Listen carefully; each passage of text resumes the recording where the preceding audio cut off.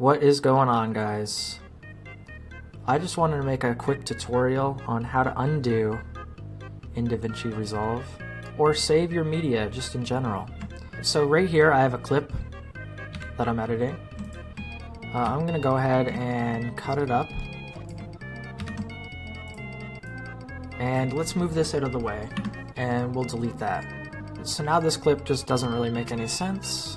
So if you're worried about that, all you need to do is hit Control Z or Command Z if you're on a Mac, and you can Control Z all the way back to where everything is just a nice healthy clip once again. That's all I have to say.